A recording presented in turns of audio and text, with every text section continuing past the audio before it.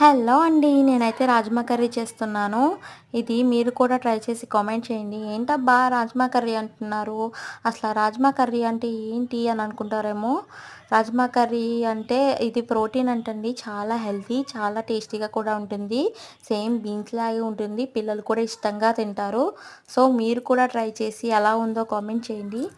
First అయితే నేను రాజ్మా రాత్రి నానబెట్టానండి. మార్నింగ్ విజిల్స్ వేయించాను.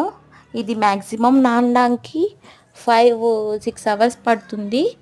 సో నేను ఒకవేళ మీరు ఆఫ్టర్నూన్ వేసుకున్న నైట్ వండుకోవడానికి బాగుంటుంది. అప్పటికప్పుడే అయితే వీలవ్వదు.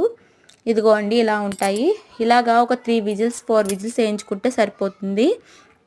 ఆ తర్వాత స్టవ్ వెలిగించి పాన్ పెట్టి అందులో ఉల్లిపాయలు ఆయిల్ వేసి ఉల్లిపాయలు పచ్చిమిర్చి మిల్లీ మేకర్ వేసి బాగా ఎగనివ్వాలండి.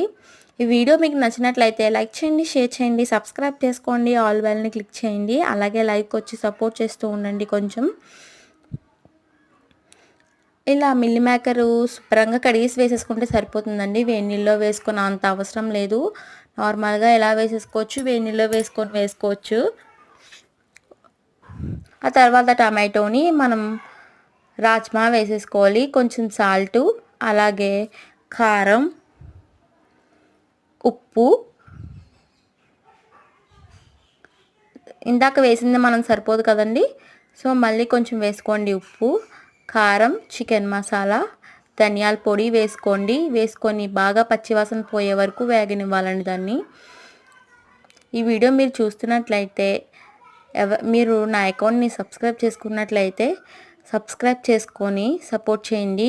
మనం ఏవైతే విజిల్స్ వేయించామో రాజ్మా విజిల్స్, ఆ రాజ్మా విజిల్స్ వాటర్ ఉంటాయి కదండి, అవి వంపేయకండి, చాలా ప్రోటీను.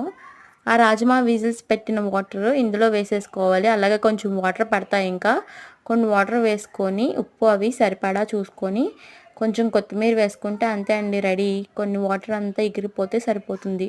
థ్యాంక్ యూ అండి నా వీడియో చూసినందుకు. లైక్ చేయండి.